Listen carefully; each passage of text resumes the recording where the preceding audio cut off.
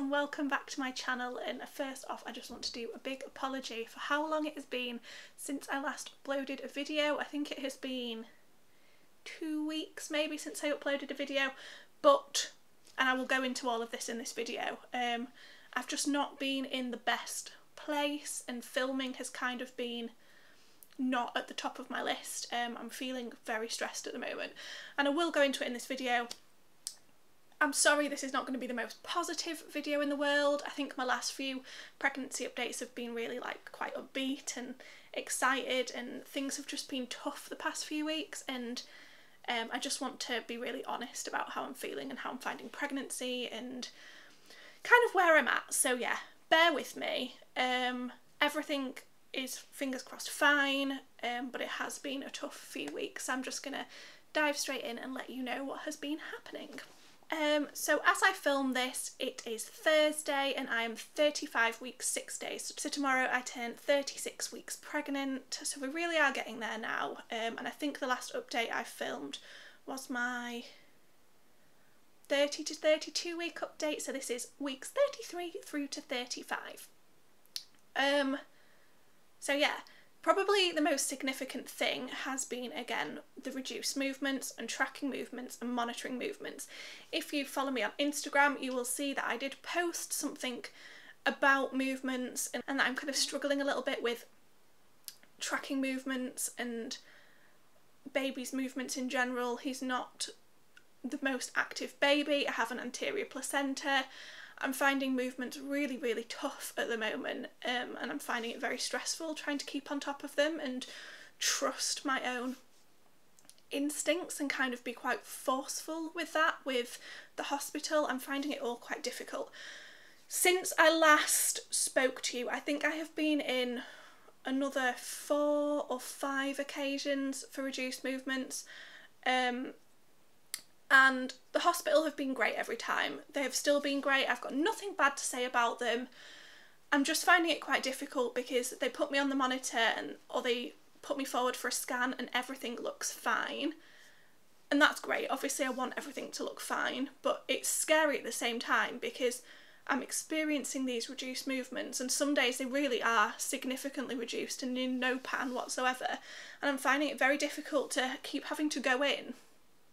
And I don't want to feel like a nuisance, but they aren't finding anything, they aren't finding any problems, which I am so grateful for. Obviously I want this baby to be fine more than anything, so I don't want them to find problems, but at the same time it's so hard trusting your instinct and being quite forceful about the fact that you're experiencing reduced movements when there is seemingly no reason for it. I do have an anterior placenta and obviously that does cushion some of baby's movements, but then some days he seems completely fine, it isn't an issue at all, so I just find it quite difficult to put it all down to my anterior placenta when some days he is definitely more active than others. And for example, I've been in the past 3 days in a row. Today is the first day, touch wood, I'm hoping I don't have to go in. And he has barely been moving, and then I will get on the monitor and he jumps around. So it A, looks like I'm being a complete drama queen, but B, worries me even more because I think if I can feel him jumping around on the monitor, then obviously it's not that it's just my placenta blocking it, because I wouldn't feel it on the monitor either. Whereas I am feeling it on the monitor, I'm just not feeling it when I'm at home. It's just really hard to kind of be forceful, and it's not in my nature. I'm quite a gentle person, I'm not a forceful person. I think you can probably tell I'm not someone that's really forceful and confident. That's just not me at all. And whilst I am going in every time I need to go in, it's difficult when you feel like you're just being a nuisance, and they haven't done anything to make me feel that way. They're great at the hospital, they say come in any time. But it's just that feeling of they're so busy all the time, and I just always feel like I shouldn't be there because they don't find anything, and I'm just finding it really stressful. If you've experienced reduced movements in pregnancy, please let me know kind of how you handled it, especially if they didn't find any reason for it. It's just tough, and I feel so close now. I'll be having him within the next 4 weeks, and I feel so close, but I feel so far away at the same time. Like, in a way, this is the furthest away I've felt, just because I'm so scared all the time that something's going to go wrong, and I'm feeling such immense pressure that tracking his movements is solely on me. Obviously Andrew is worried too, and my mum is worried, and everyone close to me is worried and wants everything to be fine, but it's just hard having that pressure solely on you and no one else can do anything about it. It's completely up to me, and if I miss something and something goes wrong, which fingers crossed it won't, but this is just how I'm feeling, I'm being totally honest. If I miss something and something goes wrong, that is completely on me, and that is something I would have to live with, and it's scaring me a lot. So that's definitely why I've been so quiet on here. I hate making these updates and sounding negative, because I am the most grateful to be pregnant. I think pregnancy is the most amazing thing in the world. It's all I've wanted for such a long time, and I do love being pregnant on good days when I can feel him and I can enjoy it, but every day at the moment I'm spending completely petrified that something's going to go wrong, and knowing that we're so close now, and if he came now, yes, it's early, but chances are he would be fine, is making it harder to know that he has to stay in there, because I'm so scared something's going to go wrong and there's something they've not picked up on a scan or something, and it scares me to know that if he came now he would probably be fine, but I've got to keep him in there. I hope that makes sense. I hope you understand what I'm getting at and how I'm feeling. I don't want this to be super negative, but I kind of just feel like I need to vent and get it off my chest, because I have been really struggling the past couple of weeks, trusting my instincts and fighting, not that I need to fight, but fighting for this baby and just going with my gut. Today he seems a little bit more active, which is nice, because I really needed a day off from the hospital. I have been there so much, and I've been there for my mum's appointments, and I've been there for physio, and I've been there. I just feel like I live at the hospital at the moment, which, don't get me wrong, I know people have it a lot worse than I do and have to go to hospital for horrible, horrible reasons. And going to the hospital to check that my baby is okay is not one of them horrible reasons.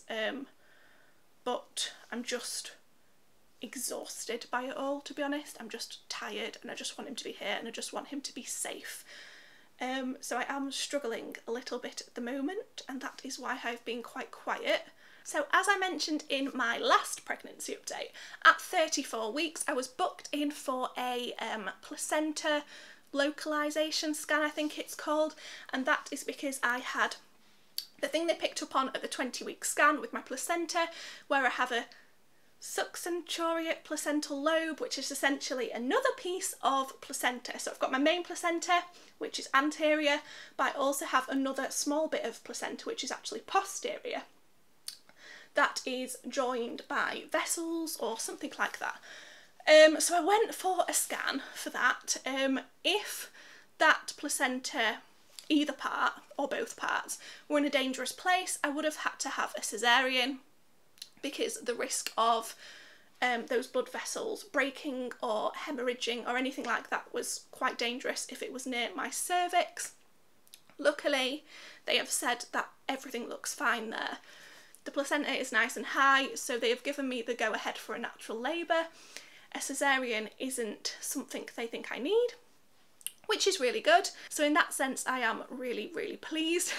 But there is part of me, I'm not going to lie, who had kind of got the whole caesarean thing in my head, and knowing he would have been delivered earlier when I'm struggling with the reduced movements is quite difficult to get my head around. The fact I'm going to have to keep him in there much longer and cope with the anxiety I'm experiencing around the reduced movements for much longer, because I'm not having a caesarean anymore. So yeah, I am very pleased that I can have a natural labour, and it means obviously Andrew would be there anyway, but if I was having a caesarean, my mum wouldn't be able to be there, and it means a lot for me to be able to have my mum there when this baby hopefully comes into the world. and with a natural labour I can have them both there. So in that sense I am absolutely over the moon to be able to have a natural labour, and I do intend on filming that birth plan video I've mentioned before.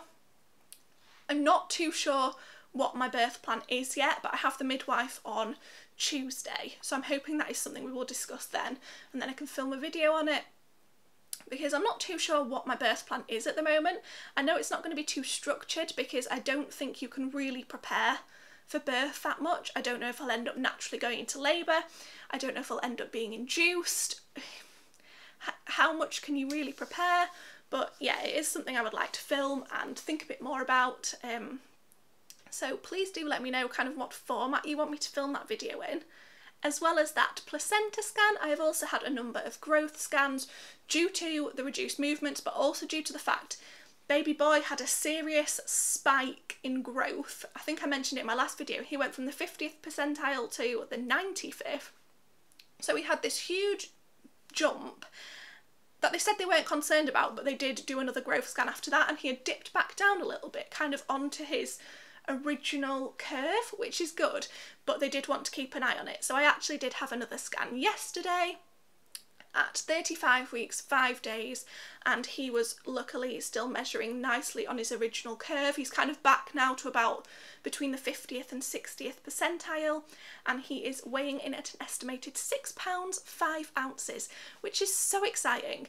I don't know if I've mentioned this before, but Andrew was a teeny tiny little baby when he was born. He was born he was overdue, so I have no idea why he was this small, but Andrew was only 5 pounds 12. So for this baby to be weighing in at 6 pounds 5, a good 4 or 5 weeks before Andrew was even born, is amazing.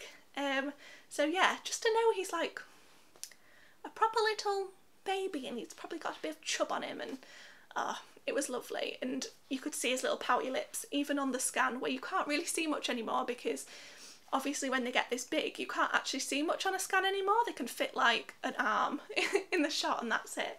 But it was really lovely, and I'm very grateful to have been having those scans. I've also had a number of Doppler scans, which are the ones, rather than measuring growth, they check blood flow in a lot more depth. I think I mentioned in my last pregnancy update, but correct me if I'm wrong, I think I mentioned that my midwife had diagnosed me with SPD and had referred me for physio. That referral went through really quickly. I was very, very lucky. So I actually had my first physio appointment, when will it have been? A week and a half ago? Yeah, that was my first physio appointment, and she kind of went through some exercises and things to do to help. And I've got another follow-up appointment this Monday coming, so in 4 days, to go through that and then probably be discharged. There isn't a whole lot they can do because it's just one of those things. The physiotherapist was lovely, and it was really nice to get that to come through so fast, but I think it's just going to be one of those things I've just got to deal with now until he's here, and that's fine. It's only really bad at night, as I mentioned. When I wake up first thing in the morning I am in agony, but it does tend to ease during the day as long as I keep moving, getting into kind of more comfortable positions. And I have a birthing ball now as well, which I have been bouncing away on, and I'm finding that is really kind of easing some of the pressure on my legs and on my hips, and making that a little bit better during the day. And the last thing to probably mention is the fact I have got my health visitor coming in 2 weeks' time. What actually happened was yesterday morning I was at the hospital and I had a missed call and a text saying that I had missed my health visitor appointment, and I was like, what? Because I'd heard nothing about it. And I rang back up, and it turns out that they had sent the health visitor letter letting us know that our appointment was supposed to be yesterday to the wrong address. So we hadn't received the letter. So yeah, our health visitor appointment has now been rescheduled for 2 weeks' time. So I'll be 38 weeks pregnant when I have the health visitor come round to the house. So yeah, I don't really know what to expect from that. If you guys have had a health visitor come around to your house when you're pregnant, please do tell me. What do they ask? What do they want to see? What do I need to have sorted? We aren't decorating the nursery until after he's born. Will that be a problem? I assume not. I'm sure a lot of people do that. So yeah, if you've had a health visitor appointment, please let me know what to expect. She sounded really lovely on the phone, so that's good. And I think that's really it for this update. I have been washing like a mad woman. I've gone into full-on nesting mode, and I'm just getting everything sorted now. Hospital bags are obviously packed, as you will have seen if you watched those videos, and I'm just really desperate for him to get here. I just want him to be here and to know he is safe. So yeah, I think I will leave it there for this video, guys. I will leave you with the bump. So this is my 35 weeks 6 day, so basically my 36-week bump, and I will leave you to have a little nosy, and yeah, let me know what you think, and I will see you all in my next video. Bye guys. So apologies, I'm not wearing my normal vest top and leggings combo, but this is the bump at nearly 36 weeks, 36 weeks tomorrow. Feeling very hard and very round, and pretty much ready to pop.